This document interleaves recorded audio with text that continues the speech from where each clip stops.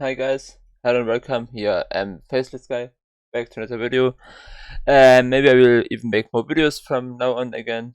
I'm not sure. But there is a ceasefire agreement between Hamas and Israel. From a few hours delayed, I think 3 hours delayed, but now it's time. Joy beyond measure, celebrations in Gaza as long-awaited ceasefire begins. Palestinians in Gaza hail ceasefire as thousands starts preparations to return home following 15 months of war. I would say genocide, but okay. Celebrations have erupted across the Gaza Strip after a much-awaited ceasefire came into effect following 15 months of war that turned much of the coastal Palestinian enclave into rubble. The ceasefire came into effect at 11:15 a.m. local time, 9:15 GMT, on Sunday after Hamas handed over a list of 3 female captives to be released as part of the deal to Israel through mediators. My joy is beyond measure, said Gaza resident Omar Salah. From the moment they announced the ceasefire, I quickly packed all my things because I am ready to go to Gaza City. My children are extremely happy to go and see our family, relatives, and our land. She told Al Jazeera. Here we are always scared and worried, but back home we will be very happy and joy will come back to our lives. A picture.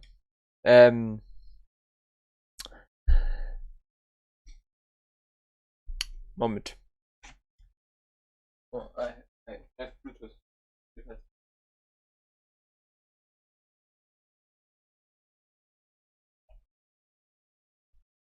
But yeah, my Palestinian scarf. I have it around my neck now.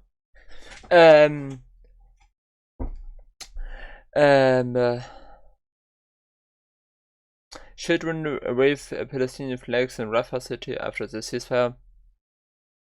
A young Palestinian man said everyone is happy, particularly the children. Hopefully the Israeli will not violate it, the ceasefire in the next few days, he told Al Jazeera. He said all he wanted to do now was complete his education. There have been lots of dreams destroyed during this genocide. We made it alive. Gaza's health workers and rescues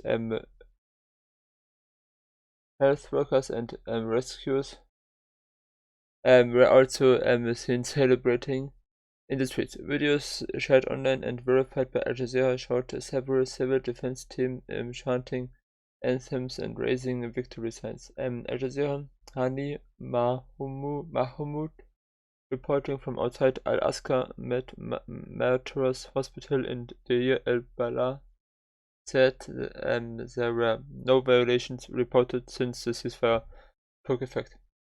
There have been no more bombs, no more fighter jets, and no more drones. The only sound of gunfire we hear is from celebration in the streets. Gunshots and fireworks have been frequent, he said. Before the ceasefire came into effect, Israeli forces killed at least 19 more Palestinians and wounded dozens of others on Sunday, taking the total death in the 15 months genocide to nearly 47,000 Palestinians. And right groups say the actual death toll could be much higher. At least 1,139 Palestinians people were killed in Israel during the Hamas-led attack on October 7th, 2023, and about 250 were taken captive. Al Jazeera's Hind Kodari, I'm sorry for my pronunciation sometimes, reporting from Khan Yunis, said Palestinians from the southern city of Rafah described the destruction caused by Israel there as massive.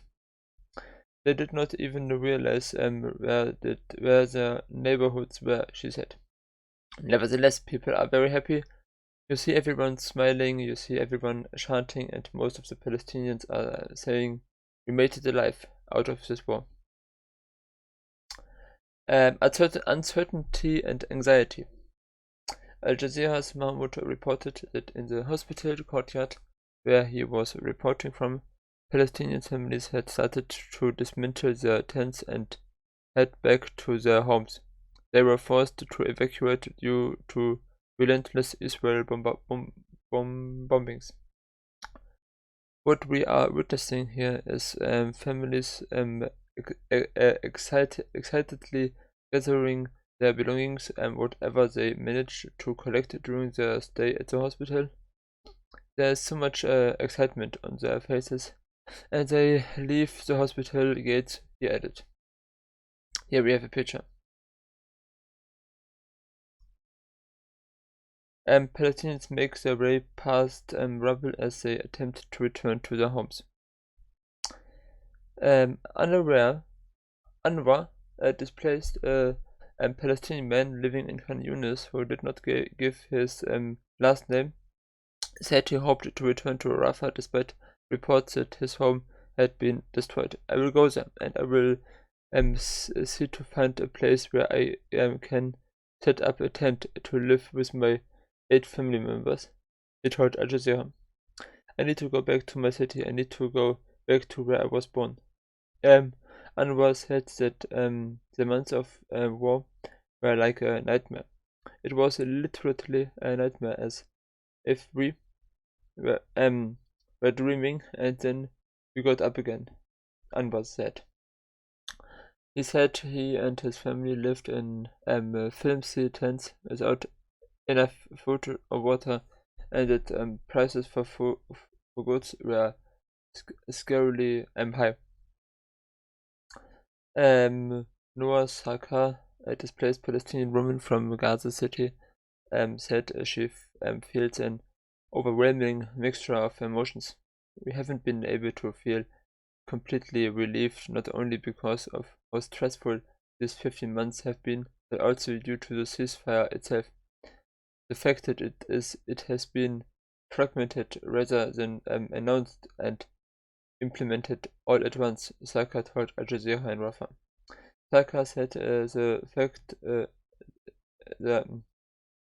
fact she and other Palestinians from Gaza City are still not allowed to return to their homes in the first place of the ceasefire is causing the population even more psychological stress. We are constantly living through this uncertainty and anxiety that even this relief is not completely full.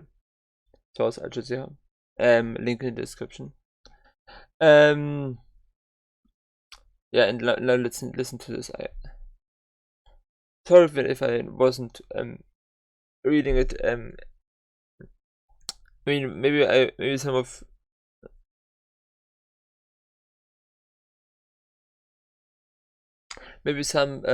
think I didn't read it as good as possible. I tried my best. On the one side, of course, my English isn't perfect. I mean, I am German, and on the other side, it is really. I mean, maybe I'm also tired. I stood up last night until 8 o'clock in the morning because I was waiting until the ceasefire, which should, like German time 7:30, take place or start. And it wasn't delayed. I went to bed.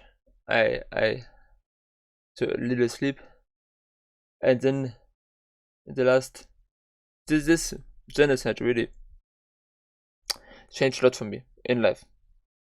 How I look on the world, how I and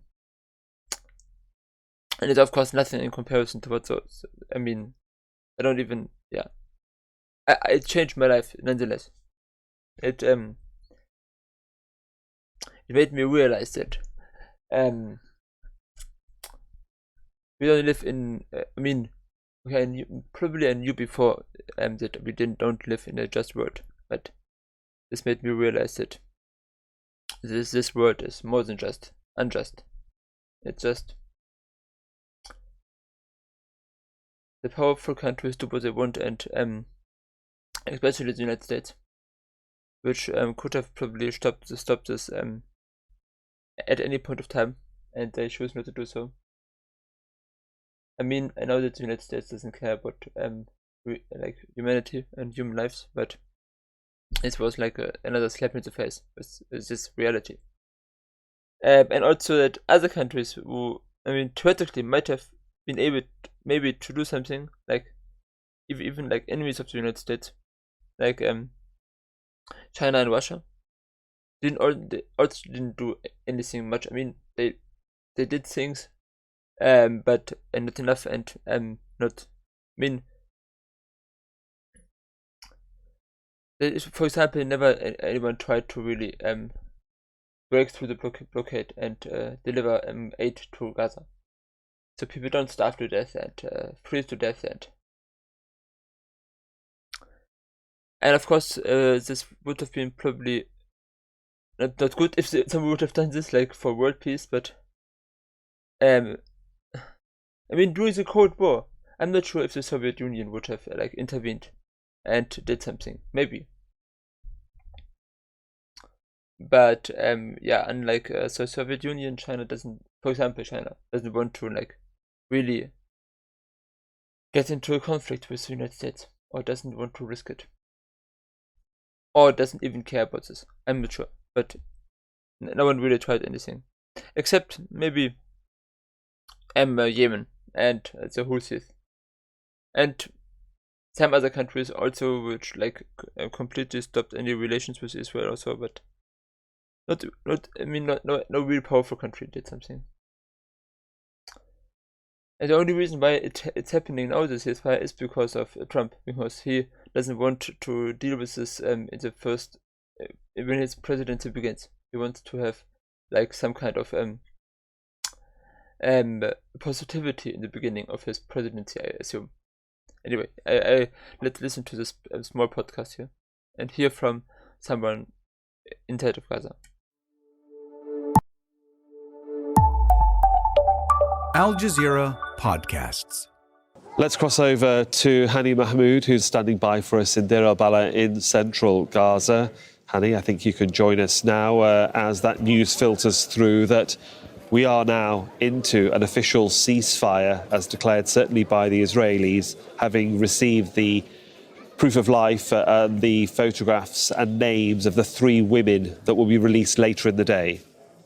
Well, for the past 3 hours, a lot of people here were very worried, very concerned that the issue was going to continue for longer and was going to cause some harm to the potential agreement that was agreed upon in the past 3 days. So this official statement right now is sending more comfort or more comfortable messages, more a message for people to be sure that at least the first phase is going to hold for the coming 42 days, and the release of captives and exchange of a Palestinian who've been detained in the past 15 months or before in Israeli detention. The mode here has it changed. It was swinging in the past few hours from largely happy into concerned, and now we're going back to being happy and concerned. To get a better idea of how it feels, we're going to talk to people here at the hospital who gathered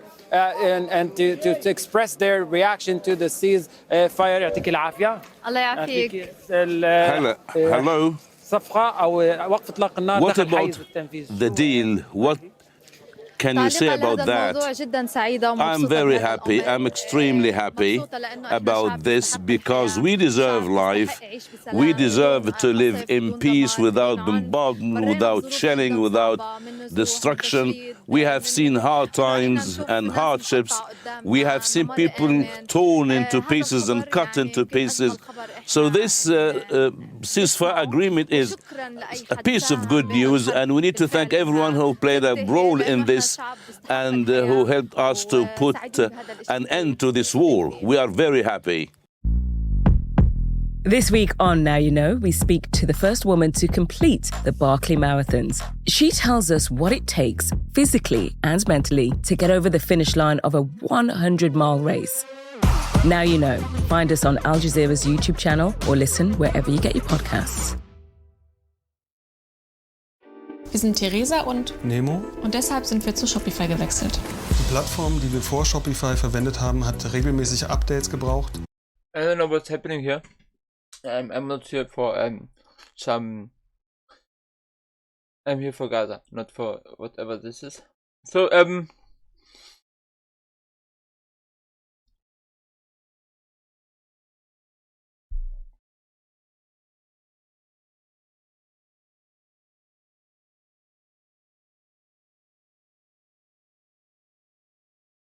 Biden will be remembered for genocide in Gaza, yes. I mean, definitely. I mean, he was a president, and he could have stopped this at any point of time. Just probably a phone call, as also Hassan Abi said would have been enough. So the first phase. I'm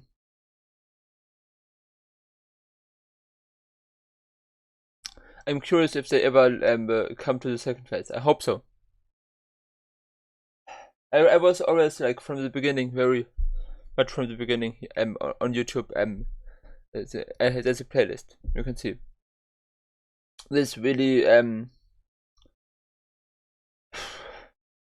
confirmed and radicalized me in my belief and my, anti-Zionist stand. Zionism is equal to colonialism, in my opinion. Especially the Zionism as it is now, like defending Israel, primarily.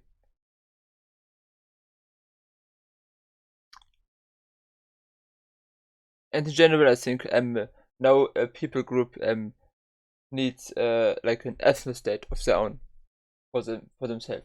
So neither Jews, Christian, Muslims, or any other people group, Kurds, Sikh. My girlfriend is a Sikh. Or anyone else. So no one needs an ethnic state.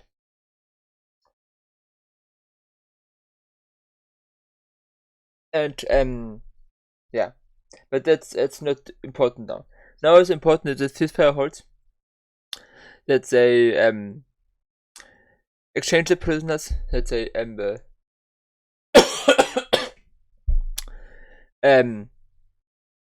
I'm not sure if I can say build up some trust, but that they what is most important, also most like influential on whether this ceasefire continues and goes into phase 2 and so, is how Trump acts and behaves and responds to whatever happens as president. Because I don't think that he is like from the bottom of his heart a Zionist and supports this ideologically. So the best thing which I think can happen is that he's distracted by other more important issues, like Greenland or Canada or so, in the future. So, and accidentally so, is less anti-Palestinian than Biden was, because he's distracted by other things which are for him more important. That's, I think, the best thing we can look forward to. I'm not sure. He's not yet president. He will take office tomorrow, German time, 6 o'clock or so. Maybe I will make a video about this. Who knows? But yes, that's my thoughts about the ceasefire agreement. I hope it holds. Nothing else is in the moment more important than that it holds. The people deserve peace, dignity, freedom, justice, equality, and I favor a one-state solution, and a secular state, whether it's not called Israel or Palestine, doesn't matter. Reparations for the Palestinian people, a right to return for all the Palestinian people around the world to their homeland, and war crime tribunals for people who committed war crimes. And yes, I think that's the best way forward and the most likely way forward in the long way.